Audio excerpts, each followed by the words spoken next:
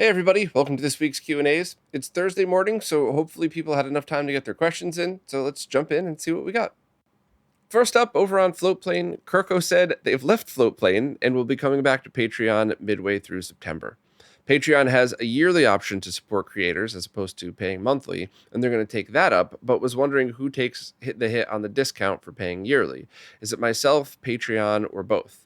It's me, but it's not a big deal. So first of all, thank you so much for first of all supporting, but second of all, even thinking about that and asking the question is a really, really nice thing.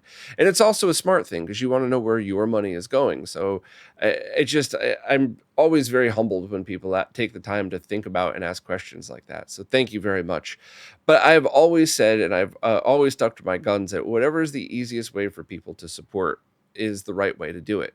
And if somebody's listening to this and they really want to keep all the crap that I do going and they're not in a financial position to support, you could still click on all the affiliate links to buy. Even if you go to the Amazon general, like fill up your Amazon cart with anything, trash bags, soda, whatever, then go to RetroRGB, click on that link, which brings you to Amazon, but then it's like every one of those things had the affiliate code on it.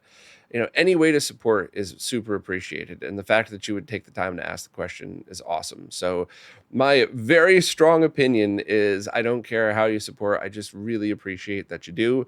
And the small discount that you get for paying yearly doesn't, it's not going to stop the podcast from rolling. But I do really appreciate you asking that question.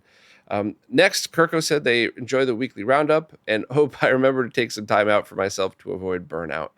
When doing stuff like this, that's impossible. That's a really nice thing for you to say, but unfortunately, the way algorithms and systems work, with all this stuff, if you don't continue to grind away, you don't grow, and if you don't grow, you don't sustain. I think that's something that's really hard, especially for people who aren't independent creators to visualize. Is if I do the exact same thing I did last year, I've lost money because everything else, especially in inflation. So I have to grow every year just to maintain. And it's kind of rough because those higher production videos are basically the best marketing that I could ever do. They don't usually make any money, but they're what, pops up in people's feed who go, oh, I guess I am into this stuff. Let me subscribe to this guy. So without those, I can't grow. But with those, I'm hitting that 70, 80, 90-hour work week like I used to, that grind for a couple of years. So it's kind of it's always a delicate balance. And I've tried to slow down a bit so I could avoid that hardcore burnout I was getting every 3 or 4 months. And I just hit it again. I was scrambling to get the Tink 4K video out, then preparing for the expo, then doing that, which I loved the expo. There's nothing negative to say about that.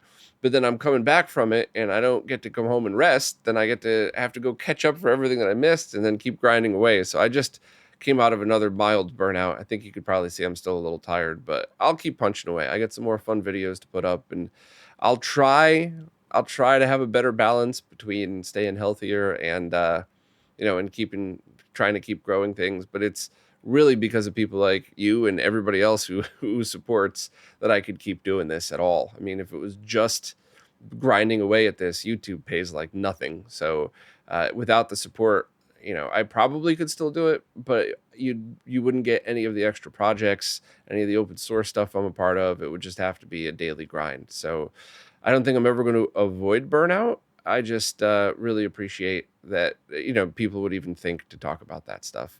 Also, I just noticed that somebody thumbs down that post. I'm going to thumbs up it. That's odd. That was a very good question. Maybe that was a mistake. Oh, yeah, randomly, not at all to what Kirko was saying.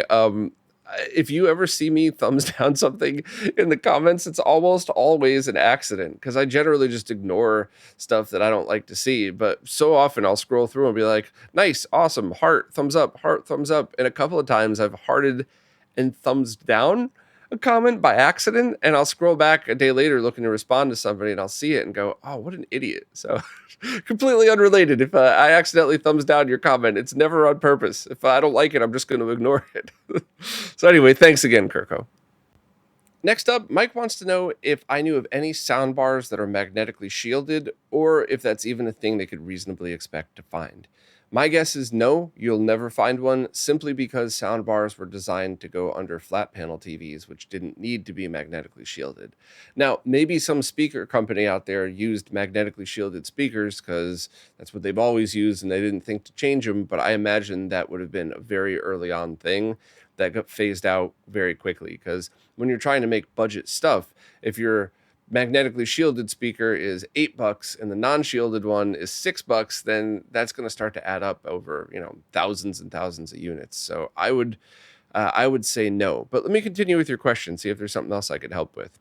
They've been looking at setting up a new rack after being re-inspired by some of the retro cart setups, and was thinking of having a CRT mounted on a shelf, then having their OLED mounted to the front of the rack in such a way that they could move it to make the CRT available for use, while still being able to make the OLED available to use if they choose. The main issue, other than having the money to make it all happen, is they're not sure how they'd be able to mount speakers appropriately for use with OLED if it's going to move around, and it feels like a soundbar would solve that. They're okay with a bit of quality drop compared to the bookshelf speakers they use, but they don't want to deal with issues with having an unshielded speaker near and moving around the CRT. Just build that as part of the cart. So the heaviest things in something like that are the monitors, the OLED TV, and the speakers and the amp. And the consoles are just a fraction of the weight of all of that. So what if you build the speakers into the bottom shelf of the rack and then just aim them like 1 degree away from you? I know you're not supposed to do that for optimal sound, but you're trying to make the most of this situation. So get yourself some shielded bookshelf speakers or even some shielded PC speakers. They're not the worst, so you could find those, and often they'll have headphone jacks, so you could use decent headphones if you want to, or you could just go down the rabbit hole of high-end headphone amps, but that's a whole other crazy rabbit hole. But having decent bookshelf speakers, maybe in the middle of the cart, separated as far apart as possible, and then just slightly tweaked. So if you're sitting in front of it, instead of both of them hitting you in the face, maybe they'll, skim by your ears to give you a true stereo immersion. You can always wiggle them around for the best placement too. So that might be something to do, even if you have to sacrifice consoles. So if you mount all of this stuff up, the amp, the speakers, the OLED, the CRT, you have it so if you spin the thing around, all you do is spin the speakers around. If you had one empty shelf where then you had to put one console at a time on, that would be infinitely easier than trying to do anything else with amps, speakers, mounting, and all of that. But I would just keep firing away these ideas and keep thinking about it, because eventually it's gonna click for your setup. And definitely keep looking on social media of other people's setups, because that's where you'll get a lot of ideas, or even the opposite ideas. You might see something that makes you smile, like, oh, that's awesome. There's no chance that'll work for me, but oh, and then it'll spark the idea and you'll be able to do it. So good luck, and obviously post pictures when it's done, because I always love seeing those. Next, over on Patreon, Charles Madeir wanted to follow up on the question from a few weeks ago about trying to fix sync issues on an Ikegami HTM-1980R. I had suggested using an Extron RGB interface to just give it a try, and it looks like that worked, at least for the consoles that Charles had tried so far. And I think that's both a really easy and kind of an annoying solution. So it's easy if you have something like an older G-SCART switch with a D-sub style output. You could just simply plug all your consoles into that, turn on the sync stripper, and then use the D-sub output to go to the input of the Extron device, and that's it. You're totally done. And the Extron device might fix it. You might need to toggle the dip switches on the Extron box depending on what consoles that you're using, but that doesn't add any latency at all, so it's not like you're adding lag to the signal. But on the flip side, if you don't have something like that, you might have to make at least one custom cable, SCART to VGA. Charles mentioned that they want to do everything through a VGA switch, so an RGBS signal through a D-sub connector. That would work as well. You would just have to make sure that you're getting C-Sync on those pins going out, so that would be trouble with PlayStation. You might actually have to switch that to component, which should still work through the Extron box. But it's a good solution, and if it works for you for all the stuff that you need, even if the Extron 160 Xi, even if you have to toggle the serration switches between consoles, I still would call that a win because you don't have to unplug and replug anything. Whereas there were some monitors out there where you would never be 100% compatible, and you would actually have to switch between Extron RGB interfaces depending on what console you were using. So fingers crossed that's all you need, but hopefully that is, and hopefully now you can just enjoy your awesome monitor. Next up, Tony Escobar wanted to follow up on the discussion of what is the Analogue NT Pinout. That's not the NT Mini, that's the original Analogue NT that either had Tim's NES RGB or Kevin's HDMI kit in it. So you would need the pinout for the D-sub connector because while RGBS should be pretty easy to find, it should be on the normal pins for those. What about composite or S-video? What pins could those come off? And what do you need to change the console to? I assume you would just need to turn the dial to disable the NES RGB, just like on an original NES RGB kit. But Tony wasn't able to get any information from Analogue at all. Their emails, they didn't respond to one email, and the next response was basically how to use an analog DAC, not the original NT. So does anybody know the original pinout for that? I could try to bug Kevin if nobody seems to find it. I try not to bug Kevin unless I really need to, but if there really isn't any information out there at all, if like by next week, Tony, I don't have a message sent over to you, remind me again, and I'll just message Kev and we'll put all of this stuff up on the console mods wiki. But it's kind of shitty of Analogue to not have that stuff up. It doesn't cost them any money to leave a pinout page up on their website. I'm not saying you need, white glove support for a product that's, years old. I'm just saying leave a pinout page up so people don't have to worry about this stuff. So hopefully something good will come of this. But yeah, if no one happens to know it, let me know, Tony, and I'll jump back on that next week. One more from Tony, who just dove into using RetroNAS this week. It looks like they had a few bumps in the road getting the original login set up until you could then use Cockpit to just go from a browser, but they were able to kind of go through and get it worked out, and Tony wants to know if I have any plans to make more RetroNAS videos. I would love to. I would love to have the time to. There's a lot of things I would like to make a lot of videos on. I'd actually really like to make a series of videos about all of the unique features of the RetroTink 4K as well. It's just time is the one thing that I have the least of. So I'm trying to get to it's always a try to hit a delicate balance of, getting the weeklies done while also writing posts, while also trying to get new and exciting stuff out there to bring more people in to join our very cool community. So I'm going to try to do that, but Dan's got a bunch of videos too, and hopefully more people will jump on board with this. And if anybody doesn't know what RetroNAS is, here's like the 30-second overview.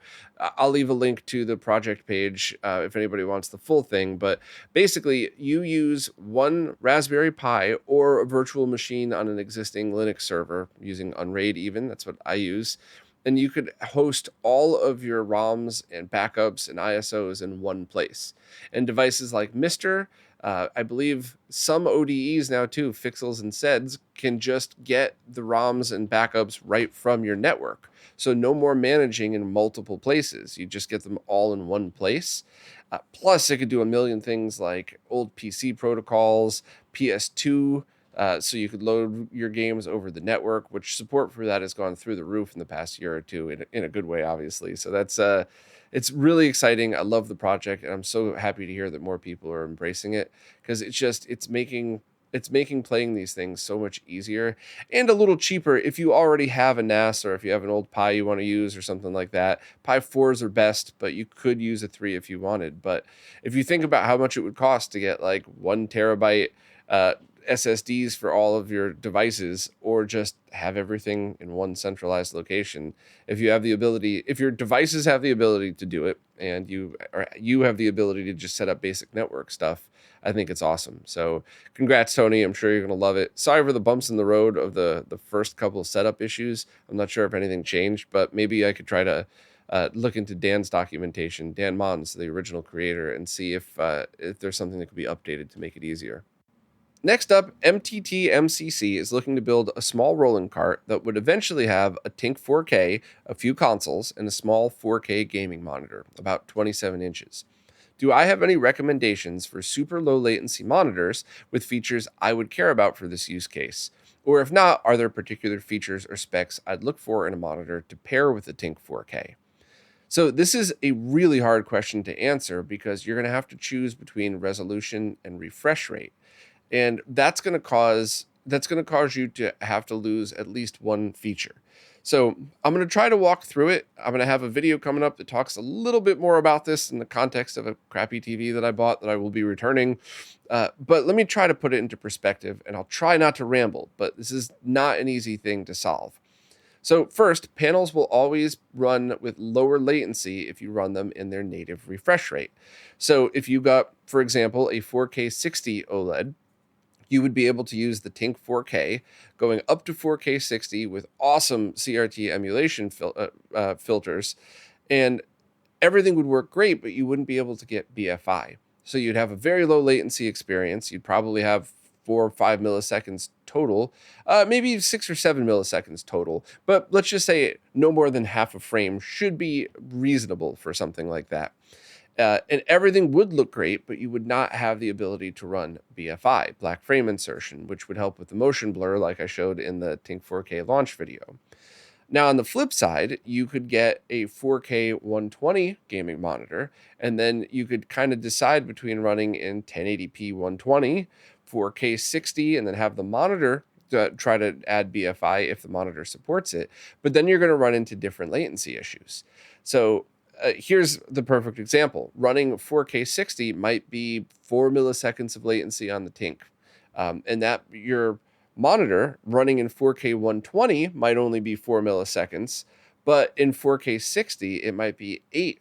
So that brings you up closer to a full frame of lag. Now, on the flip side, if you were running in 1080p 120, then you would be running at the native 120 refresh rate of the monitor, and you would end up getting lower latency on the monitor, but higher latency on the Tink, which might equal to about the same.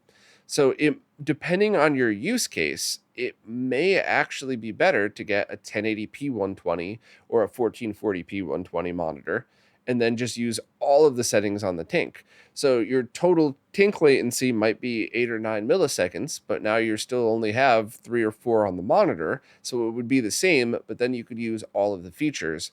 But then you lose the higher resolution CRT emulation filters. They still look amazing in 1080p and 1440p, but it is not as much detail. So it's one of those things that in a perfect world, the Tink 4K would have been able to output 4K 240. But then it would have been $3,000, and the trolls would have been right. It would have been too expensive. So Mike would be stupid to release a $3,000 scaler without having anything in between. Who knows? Maybe he still will in a couple of years, but... So you have to choose the features that are most important to you, which is a really rough ask because how would you know before you bought the monitors? So my questions to you are, how important is BFI? Do you use it in a bright room or a dark room? And will you be having any modern consoles connected? So if you only use stuff in a bright room, BFI is going to probably darken it too much, so forget about it. Just get 4K 60, don't use BFI at all. With the scanline CRT emulation, it does help with the motion blur because it cuts through it. It's not as good as BFI, but it's very good. You're not going to dislike the monitor. But if you're like me and you prefer playing in a very dimly lit room, maybe getting that extra smooth motion from BFI is something that would benefit you. And on the flip side, if you're using modern consoles or PC gaming that can do 120 hertz gaming, then that's your answer. Just run it in the lower resolution, but at 120 hertz. So that's definitely a question that I've been asking for a few months now that I just don't think there's a correct answer. One glimpse into a video I'm about to release, I picked up a TV that is sitting next to me. The box is behind me, the other direction, I guess. But the TV can do 240 hertz at 1080p and then 4K up to 120.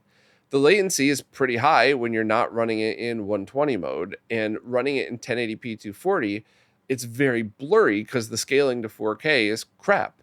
So it sucks at everything. So it's one of those things where I tried to pick up a TV that I could use for RetroRGB testing as well as just have a bedroom TV.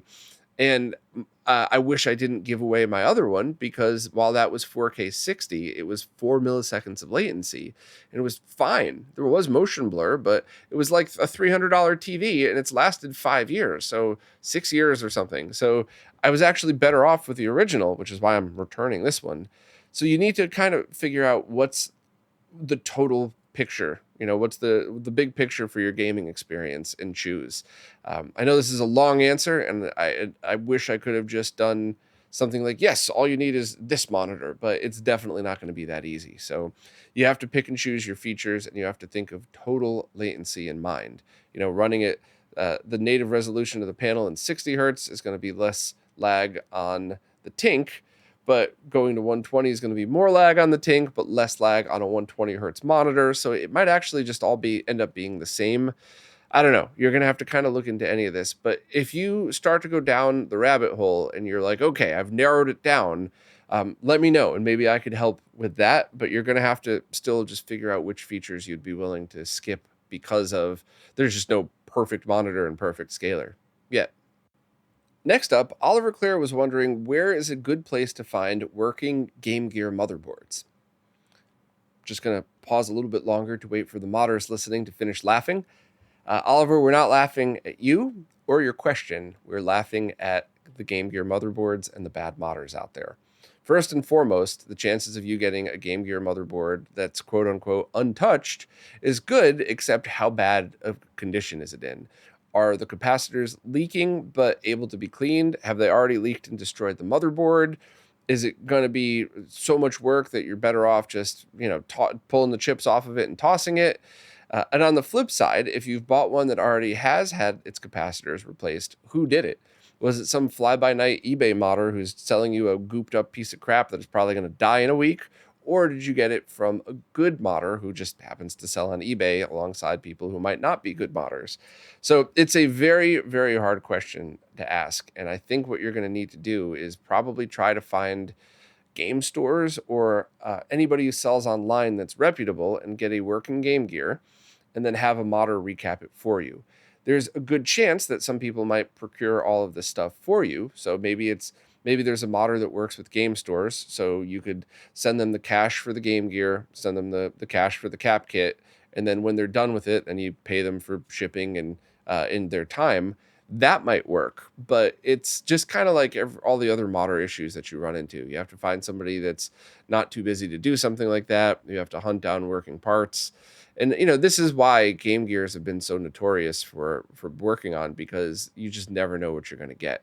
And also, the reason Oliver's looking for this is because he was looking to pick up a blue consoleized Game Gear enclosure from the Behar brothers so that he could have a cool looking, fully consoleized Game Gear. And I think that's awesome. I had the one from the Behar brothers. It's very cool. It's just... it's going to be the same problem that everybody with a Game Gear has. So hopefully you realize we're not laughing at you. We're laughing at Game Gears. I can't imagine you took that one the wrong way, but just for anybody else listening, I wasn't making fun of Oliver. I was only making fun of Game Gears and bad modders. But yeah, if anybody out there has any tips, let us know. But I think you're going to have to try to hunt this stuff down yourself, as well as hunt down a modder that could do the cap replacement for you. Next up, Gemini Man has a question about DVD recorders from the mid-2000s. They have a Toshiba that's able to upscale composite and component sources to 1080p, so why did these devices never take off in the retro community as a viable scaler before the OSSC and Tink era? Lag. Lag is the number one thing because those were designed for TV signals. So those would be just as bad as those boxes that you see on Amazon for pretty cheap that could do component to HDMI. Whereas on the flip side, lag doesn't matter with DVDs and VHS, and they do a pretty good job with 480i content like that. The next reason is resolution. Those devices were designed for 480i, so they would treat 240p as if it was 480i because both are 15 kilohertz signals, so you'd get that blurry deinterlacing on a signal that was never interlaced to begin with. And the last is compatibility. While VHS is a very uncompatible signal because you need time-based correction, you have that as well as the variable refresh rate between consoles. So no two consoles output the exact same signal, which is not the same as TV content. So it might not even work going into some DVD recorders. Basically latency, compatibility, and signal processing. Now, there are people, I think Angry Video Game Nerd used to record into a DVD recorder, which is why all the footage original footage looked flickery. But in James's defense, back then, I mean, there really weren't many choices for doing this stuff easily. You can get an expensive PC rig and try to get a good capture, or you could just get it done and concentrate on the content, which is obviously the better move for angry video game nerd. Not any historians; those should have taken the time to try to do it right. But that was fun entertainment. I wouldn't change the way he did it at the beginning, but that's the answers to all of your questions. It's essentially like using the worst of the SCART to HDMI or composite to HDMI devices on a device that's never meant to have done that. So it's a very good question, but while I still think those are very good devices for transferring VHS to digital, not the best, but it's a solution that most people could handle. Hit play on one, hit record on the other, then hit stop, then hit finalize, then take that disc and rip it to your computer with free software, and you're done. It's actually infinitely less work than so many of the other methods out there to get decent VHS transfer or analog video transfer at all. So I still love those, but not for video games ever. Couple of questions from Marcello Medini. I'm going to answer out of order just to get the technical stuff out first. In the context of wanting to use dual RAM sticks on a Mister, if you need analog video output, you could then just use direct video. So in Marcello's case, remove the analog I/O board that has the analog video out, put a digital I/O board in so you could still have digital audio out, and then add 2 RAM sticks. And that way you could use any of the beta cores that could take advantage of it. There's still no word on whether that's going to be necessary for any cores, but maybe. So it's, if it's something you wanted to mess with, that's definitely cool. But what would be the best way to output it? Would it be RGB, or would it be VGA, or would it be component video? And some people out there are saying there's issues with component video. I think that's has to do with the adapter you're using. If you use the one that Greg's been selling, you should not have any issues at all. It's sitting right there. I still have to double and triple check this one for him, but it should be totally fine. But for your particular setup, Marcello, you have an Extron crosspoint that you're running everything into. I think all you would need is a VGA or an HDMI to VGA converter. It's a RetroRGB.link/cheap DAC. Pick up any other ones there. The Renke one works fine. A lot of people don't like it, but in the context of what you're doing here, I think it's totally fine. And then you just get a VGA to BNC cable and go right into your crosspoint, and that's it. You just have to set up your INI file correctly, add direct video, make sure HSync is 1, I believe. Just double check the INI file, and that's it. That's all you would have to do. And you don't really need to worry about anything else. And the target devices are a 20L5 and a 14L2, which could handle RGB. So I would just do it that way. I don't think you would have any issues whatsoever doing it like that. Now, what about audio? Well, all of these HDMI DACs do have audio DACs built in. They're not the greatest, but that is going to be up to you on what you decide is important. So, for example, if you're going into a PVM's speaker, you're never going to hear the difference. And if you do, it's going to be very small. But then if you're going into something like a nice CRT, a 36-inch D series, or especially into a stereo, you might want to think of a different solution. So if you're going into a stereo, that's easy. Use the digital audio out of the I/O board and just go SPDIF directly into your stereo, and that's it. And if you're going into your CRT with good speakers, then you have to make a decision. My suggestion would be try the audio built into your DAC first and see if it's good enough. If you don't like the way it sounds, you could go and use a digital to analog converter for that, but that's an entirely different rabbit hole, and audiophiles will spend thousands of dollars just on a digital to analog converter, and the difference is up to you. Some people could swear that they hear every note of a difference between a really good $250 DAC and a $3,000 DAC, and other people can't tell the difference at all. And the only right answer is what your ears prefer. Also, try not to let money influence. It's very easy to walk up to something. It's like wine, right? If you have a wine connoisseur give you a glass of wine that's excellent, and then give you the same exact glass and say, but this one is $3,000 a bottle, it very often tricks your brain into thinking it's better, even though it's the same bottle. Don't let that happen with audio. Try to fight that urge to do that. But for audio, you're definitely going to have to pick and choose yourself. And the last question, can I explain who the wizard was in Manhattan? So there was a person, obviously suffering from mental illness, who would plug his cell phone into a megaphone and play the same 3 songs over and over, with the megaphone sitting on top of the do not walk sign on the corner, aimed down my street. And he would play those songs over and over while dancing in the street protesting. And most of the time, people had no idea what he was actually protesting about. The last few months I was there, he was protesting people who file false police reports, because he felt that all of the people all day long, every single day, who called the cops on him were filing false police reports because he didn't think he was doing anything wrong. And for me personally, even with 2 ACs running in the summer and all windows closed, I could still hear those 3 songs rattling through my apartment. And in the fall and winter, even with the windows closed without the AC on, I couldn't even record video when he was out there dancing. So that guy pissed me off so much. Not so much of the protesting and dancing, but the music disturbing every single person on that street every day for a couple hours. Now, why was he the wizard? Because he dressed like a wizard.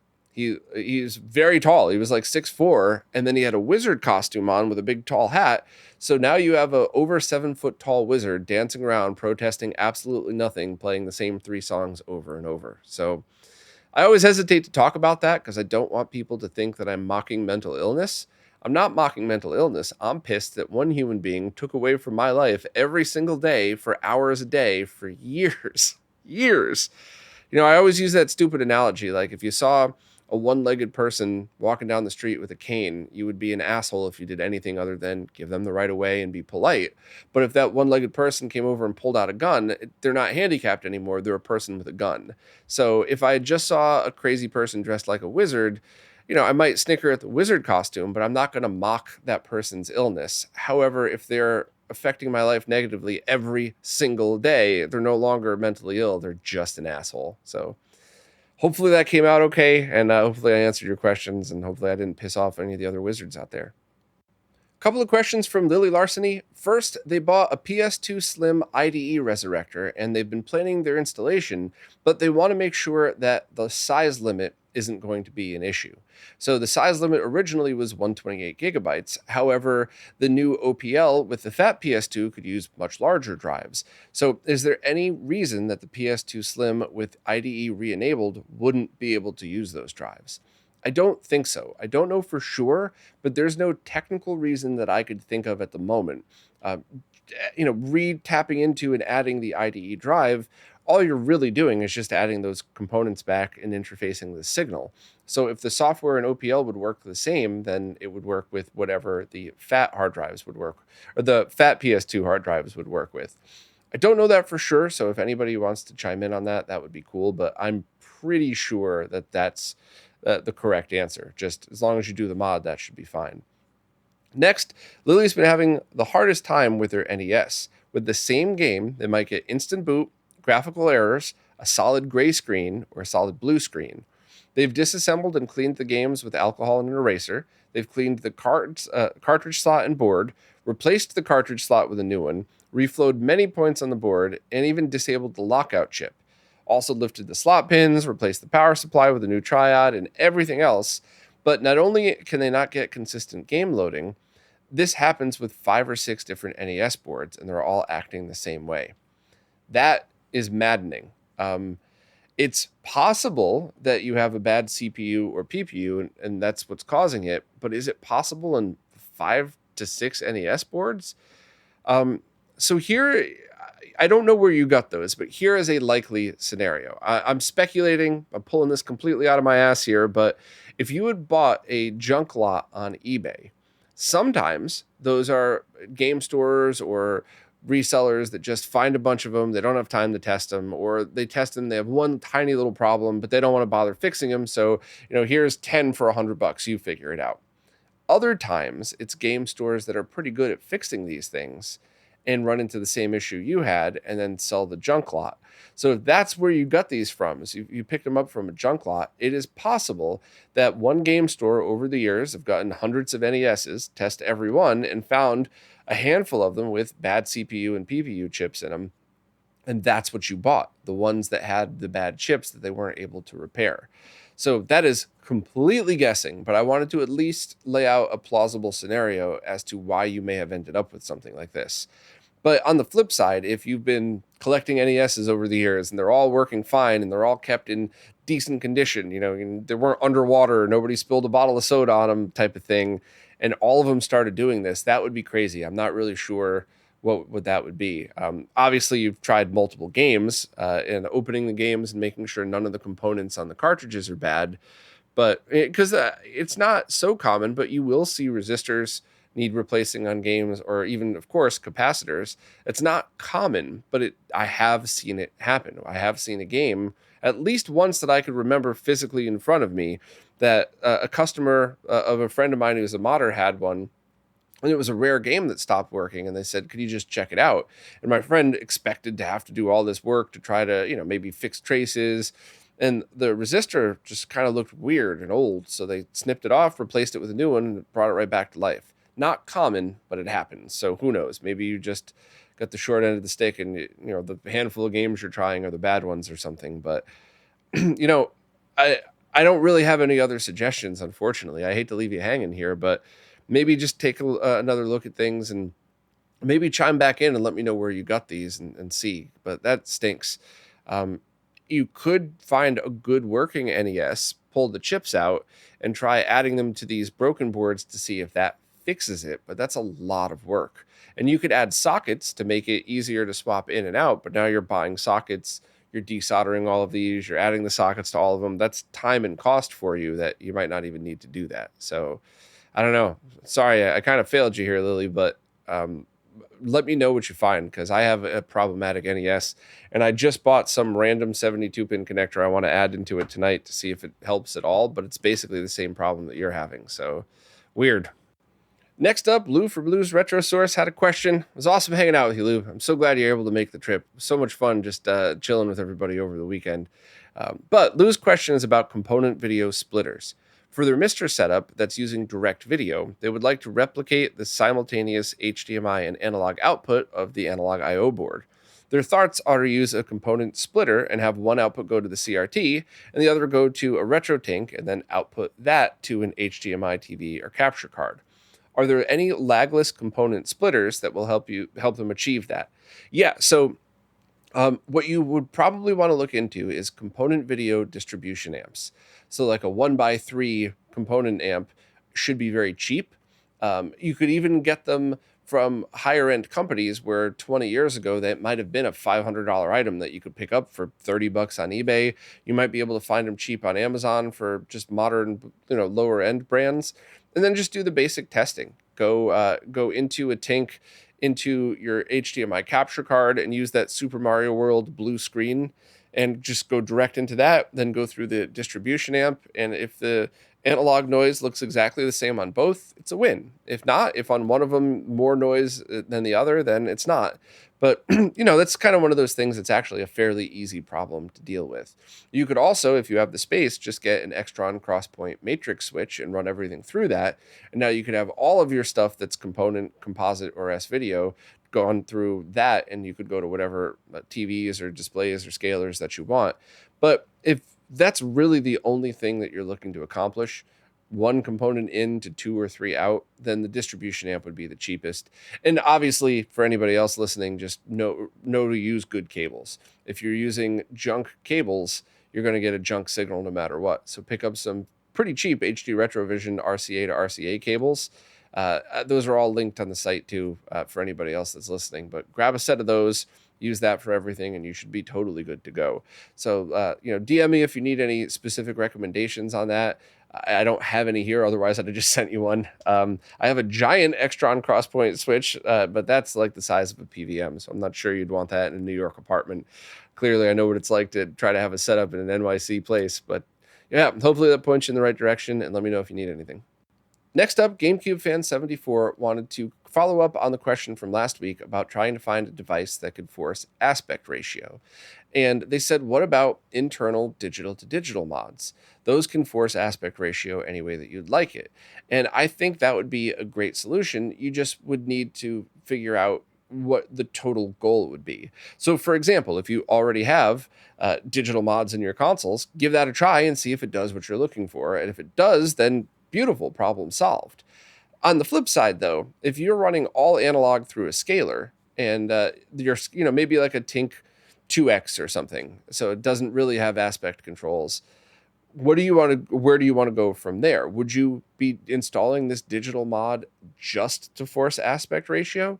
And I would say no, don't spend your money there, because it's not a feature you were looking for. But on the flip side, what if you had already planned on doing these installs anyway? Yeah, start doing those one at a time until you get your consoles installed, and test one of them out first to make sure it does the aspect thing that you're looking for. But that would be a completely good solution that would give you quite a few benefits, true digital scaling and all that other stuff. So that's going to be up to you to decide, because that's just, this is one of these problems that's easy to solve if you don't have a budget issue. So if you're like, oh yeah, I'll go buy an older DVDO scaler and put everything through this, and might add 3 milliseconds of latency, but I could do everything I want. Is that what you want to do? Do you want to spend $500 on a scaler for aspect ratio? Do you want to spend a couple $100 per console? So it's really just a cost to solution question. And unfortunately, I still don't have any good answers for you. Your other question, is it worth upgrading your N64 digital and DC digital to the RetroGem? Their only use case is outputting the original resolution to a BVM and a capture card. So I'll address the second one first, because I want to make sure other people listening understand what you're doing. I'm going to speculate a little bit, but I would guess that the reason you're taking the digital output of these consoles, like let's use the N64 digital to be as an example. You probably have an N64 that you wanted high quality video output for both your BVM and to capture. So why do an RGB mod and get a scaler when you could just do a digital mod and split that off and have your BVM accept one, and then have your capture card accept the other, and use a cheap HDMI switch with two outputs for that? So that's why, I'm assuming that's why GameCube Fan 74 is doing it that way. For anybody else out there, there's almost no reason to go from to install a digital to digital mod to go into a BVM, which is an analog signal. There's a few other very niche use cases, but I just wanted to clear that up first, because I know my fellow nerds might have their ears perk up like, ooh, is there a benefit to doing that? Not unless you're doing multiple things at once like GameCube Fan is doing. But to answer the question, is it worth upgrading your N64 digital and DC digital to the GEM? Well, if the only use case that you have for this is outputting the original one-to-one signal to a BVM and a capture card, then no, they're two excellent devices that already do that perfectly. And the GEM is going to output the same exact one-to-one signal if you set it at its original resolution. So there's no benefit there. The only question to ask is, what if the GEM has features that those don't? So what if they get new features in the future? And unfortunately, there's no clear answer to that. I don't think PixelFX has addressed that at all. So what if the GEM gets a new feature? Is the support for the N64 digital and DC digital and PS1 digital just canceled? Will you have to pay for updates if you want to get them, if they're available at all? And that's not a dig. I know there's so many people out there that want to turn this into drama, but that is just a honest, straightforward question to ask, because the truth is, whether you like the way that they set up the pricing for the GEM or not, once a company charges for software updates, you can't put the toothpaste back in the tube. For the rest of the time that company is out, every time they talk about an update, people are going to ask, is this paid or not? Maybe they mean it in a nice way, maybe they don't. It doesn't matter. The question is always going to be asked. So is it worth upgrading the N64 digital and DC digital and I guess PS1 digital to the GEM? Today, right now, no, because they're all excellent products and they all do basically the same thing. That's not throwing shade. I'm just talking about, you get a true digital to digital signal, you get it scaled to reasonable resolutions. So no, not today, but is it worth upgrading in the future? It would only be if the GEM is now offering a software feature that is not being backported to the other devices. That would be the only reason to upgrade. And I really hope that the company would address that, because a lot of people who have spent a lot of money on their products want to know, what's going to happen in the future? Is all support discontinued permanently? Are you going to get updates, but you have to pay for them? Are you just going to get free updates like the previous ones? Are they canceling the promised updates like link cable support over PS1?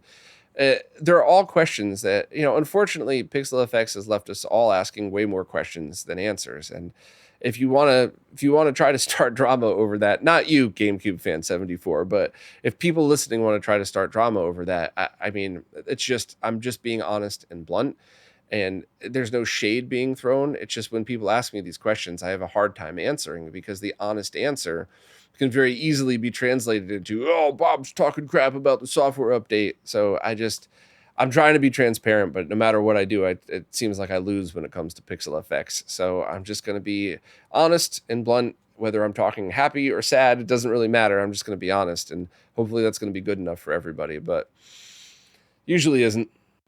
Next up, Robert noticed that their Sega Master System and Genesis controllers fit very tight into the controller ports. They have to jiggle them every time they connect or disconnect them. They didn't grow up with either of these consoles. Is that normal?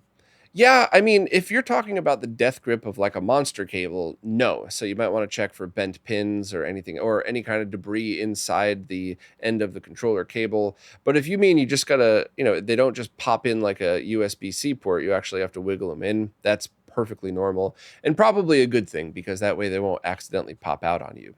Next question, can I recommend a good replacement battery for a PS3 controller? No, and that is because I just haven't followed the updates on that. And power is something that I always take very seriously, because I've watched it fail many times. I've also seen plenty of batteries expand, which is scary, because that could pop, explode. Not likely to explode, but I have seen it. A friend of mine actually years ago had a cell phone battery, a cheap knockoff one, quite literally explode next to them right after they had gotten up. They were laying in bed playing with their phone, and they said, I'm going to use the bathroom before I go to bed, put their phone down, took 3 steps away, and the phone exploded. That would have been a trip to the hospital for them at minimum, if they were still, playing with their phone. So I would recommend just trying to look around and seeing reputable resellers who have vetted this stuff. It's never going to be a perfect solution, but you probably can get something that's totally fine. And if anybody knows of any, please let me know. But or at least something we could point people in the direction of. Does Console 5 already have these listed and I just never looked for them? Like, there's a bunch of stuff out there that I'm sure is good, but I just can't give you an honest answer to it. I have to just kind of point you in the direction of other people. Sorry, Robert. Next up, the dressing gown wanted to know scenarios in which you have to worry about sync causing noise in your signal. And I'm going to break this down as easily as I can. I know there's a lot of info out there, even on my site and the YouTube channel.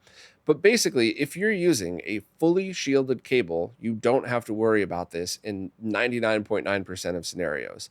Fully shielded cables that sync on composite video will look exactly like cables that sync on pure C-Sync from consoles that output it, as long as you're using everything shielded. So, for example, if you're taking a fully shielded SCART cable going directly into a monitor or scaler, then you have no issues. But if you go into a switch, and then on the output side of that switch, you're using an unshielded SCART to SCART cable, then interference will pop up.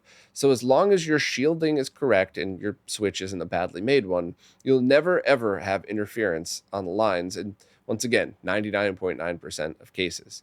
If you have partially shielded cables, or then running pure C-Sync or even Luma would be something that would be a little bit of a step up, because on partially shielded cables, depending on how they're shielded, it's very likely that composite video interference could bleed into the other colors.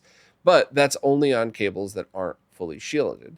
And then if your cables are completely unshielded, anything could add noise.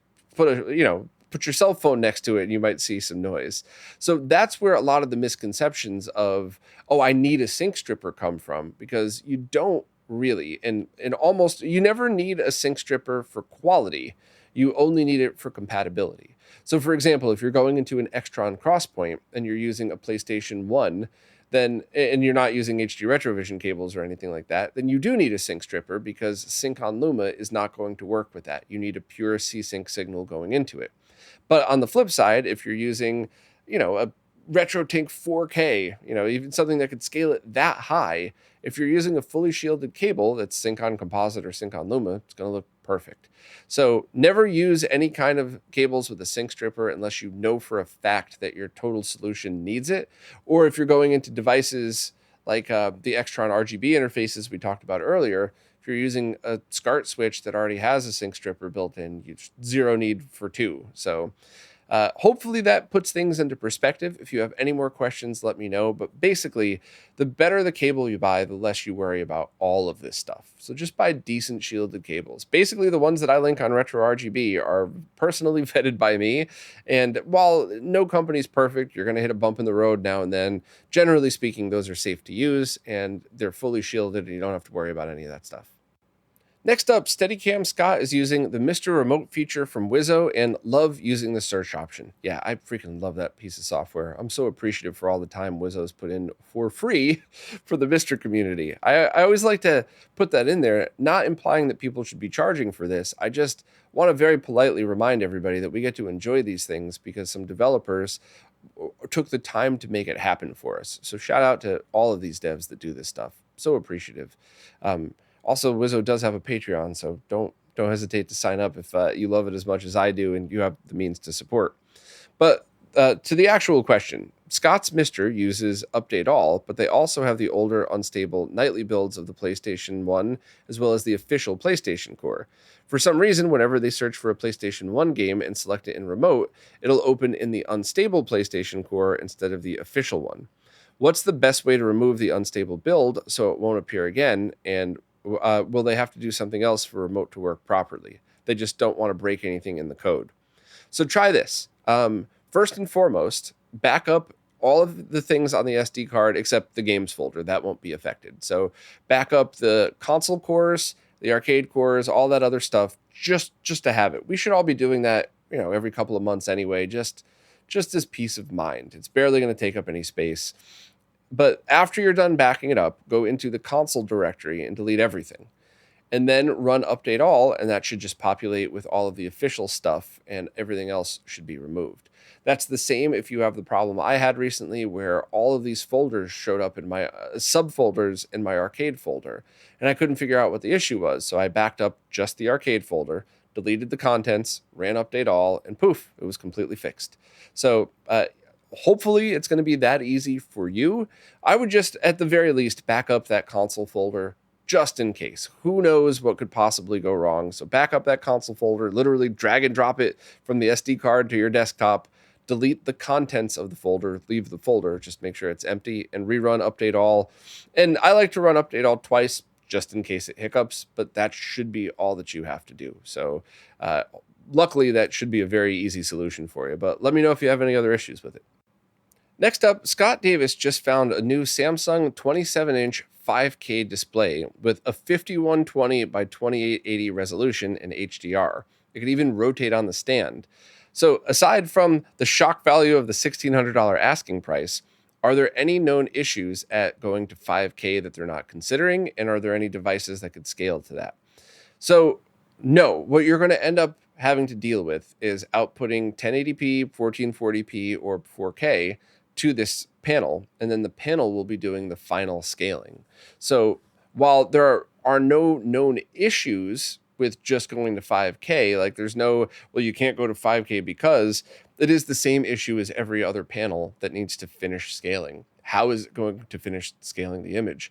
Are there integer scale options? Can you turn the sharpness all the way up and have it actually do a sharp scale? Or is it going to do some crazy ringing artifact crap like that TV I've been testing that hopefully I will have a video telling you all that you probably shouldn't buy it by this weekend. Maybe I won't put the video. Maybe it's going to be too depressing to do that. But anyway, to answer your question, there is no scaler that's going to go to 5K. Nothing that I know of this year. And there's no issues of that other than how do you scale to it? The panel is going to scale the resolution itself. Is it going to do a good job? Is it going to add latency? Is it going to look okay? Those are basically it. So going to 5K itself isn't an issue. It's just how you get there because no gaming scalers will do that right now. So, if you were going to try that, you might want to check out a Time Sleuth and you might want to kind of just go through and do some retro testing. You know what? Maybe I will finish up this stupid bad TV video because in showing that doesn't just show a TV that I don't think you should buy for retro gaming. It might show people how to test this stuff if you get a panel that you're not sure if it's going to be good for gaming. And the very short, the super short overview is Check the total latency when mixed with different signals, so 1080p 120 versus 4K 60, like I discussed earlier. Check what scan lines look like. Do you put on scan lines and it looks like a blurry, pixely mess? Why? Is it the sharpness setting? Is it just the panel array? BGR panels tend to look weirder than RGB for computers and sometimes gaming, so that might be an issue. So just test all of this stuff and see, and kind of just give a total overview of what happens. But yeah, I don't know. I'd love to see what would happen when we could scale that high, but it's just I don't think it's coming anytime soon for retro gaming or even modern gaming scalers. I just think that's going to require chips that are so expensive that it's not worth it for anybody to make at the moment. But I would love to see how all that looked. Well, that's it for this time. As always, if you have any questions at all, just ask wherever it is you support in the latest Q&A post. The way the services work, I can't really figure out what's an old or a new question on an old post. Plus, as you saw here today, I just love scrolling between the different services and talking as if we were hanging out together at a coffee shop or a bar or something, just having a conversation in real time. So any question you want, just ask it there. And as always, thanks to everybody who supports in any way, even just spreading the word about the support services or using affiliate links. All of that's what keeps this going. So thank you for everybody who supports and everybody who just listens and enjoys it. I really appreciate you all. Thank you all so much, and I'll see you next week.